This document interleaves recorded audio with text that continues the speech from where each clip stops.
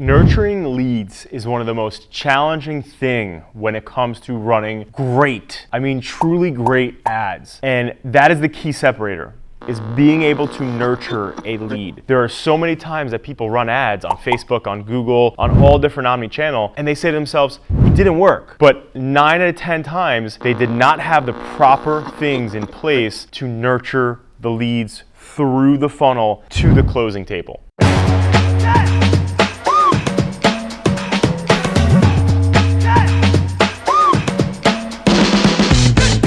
Today I want to talk to you about how we can help increase and what I would do to increase them. Now obviously, because I don't know you specifically, I'm going to be giving general advice, but on the important specific things that will help move that needle forward. If you want some more information, obviously feel free to reach out to us.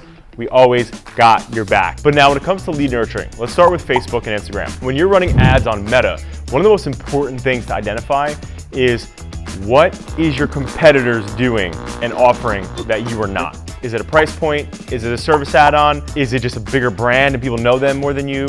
Whatever that is, your offer and your marketing campaign has to have an offer that is going to make people excited, and it also has to have a value proposition that's going to make people say, I want to work with them and not with the bigger guys, if you will. Secondly, if that offer is good enough and that value is good enough and it leads that lead to say, I'm going to click here and land on the landing page, you've done something great. It means your offer and your value prop did its job. Now they're at the landing page. Step 2. Now the landing page has to do one thing. It has to build trust signals.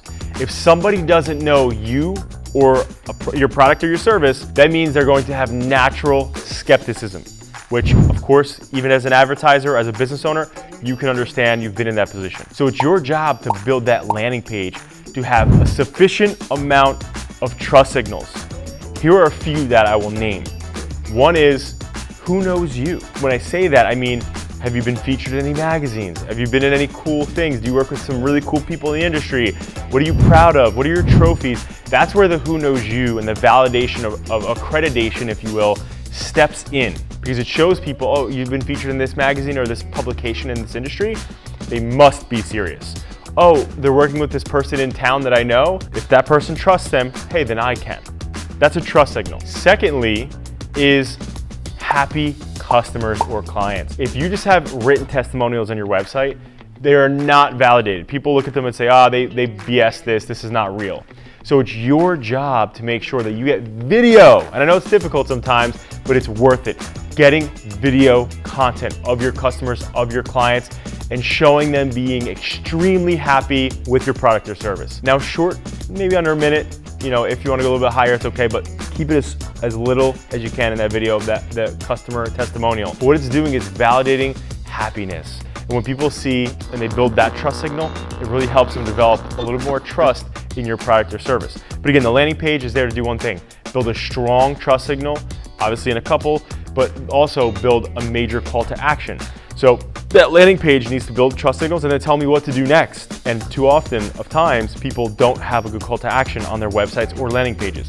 They're just a bunch of information with a little form tucked at the bottom or hidden somewhere. Don't make it a tuck job. Pull that form out, put it in the right place, at the top of the site, in between places. You need accessibility when it comes to that call to action and what you want them to do next. But make it clear and clearly define what they will get next by filling this form out. What will they get next by buying this product or wanting to learn more about this product? Make it extremely clear. If they do that step, then you did the right job on the landing page by building trust signals and having strong call to actions. Now, if they move through the next phase, if you're in the service space, that means that they didn't buy anything yet.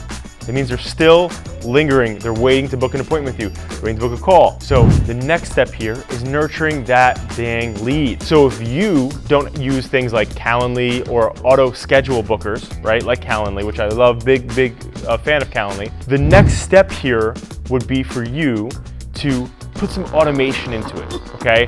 So if they now filled out a form, did all the things they're supposed to be doing, and left that landing page, now they're waiting in limbo for somebody to call them, for something to happen next. And so it's your job to set these automations up to make sure they get an auto text saying, thank you for reaching out. Use this link to book a call. Don't do the old school. This is not 1995 or this is not 2010 or 2000 and even 20. Use a calendar link service or program to get them to book it for you. Don't rely on going back and forth in text or going back and forth in emails to book something. It's just so archaic and it's inefficient. People don't want that. They want to just book it and make it simple. Have that there for them to do simply. And that's part of nurturing the lead. If it's not convenient, say goodbye. So boom, in theory, now they get this text and this email with a calendar link.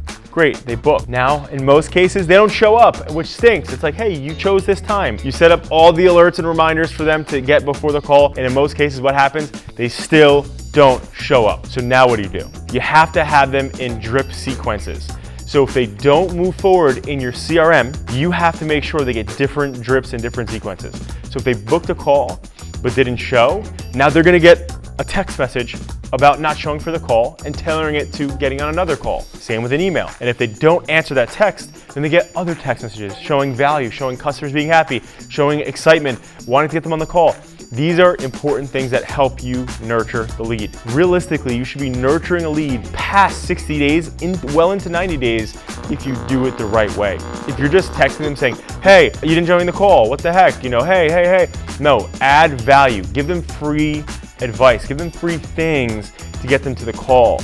And then at the very end of your sequence, there needs to be something that is an insane grand slam out of the park offer that you were not willing to offer at the beginning of the phase, but you're willing to offer just so you don't lose them. And so that kind of gets them back into the pipeline again if they're at the end of that 90-day period. Now, obviously there's things like retargeting banners so that when they go to your website and leave, those things are flowing and going. But at the end of the day here, the important thing is that all of that funnel I just shared with you is being done properly. We're nurturing those leads. A very important thing is that time kills all deals. At Adapting Social and any of our companies, what we are very focused on is if a lead comes through, okay, let's just say it's 1 o'clock in the afternoon, and that lead comes in hot off of our website into our email, we are calling that lead within 5 to 10 minutes maximum. And in most cases, we're getting a voicemail. So we'll text, we'll leave a voicemail, we'll also email them as well. The point is to be as aggressive as possible because at the end of the day, we live in a world now where consumers have access to unlimited information, which means that they have all the due diligence in the world to go to somebody else and not you, which means that time kills all deals. Make sure you are nurturing your lead, showing them they matter, and doing everything you can to close them, guys. If you need any help, we're here at adaptingsocial.com. And if there's anything you need, whether it's just advice, we're here to help small businesses, solopreneurs, to medium-sized companies scale their brands and their revenue. If you need help with that lead nurturing, we got your back. Book a free strategy session with us. And the worst case scenario, at least you'll get some value out of that. Thank you for watching, guys.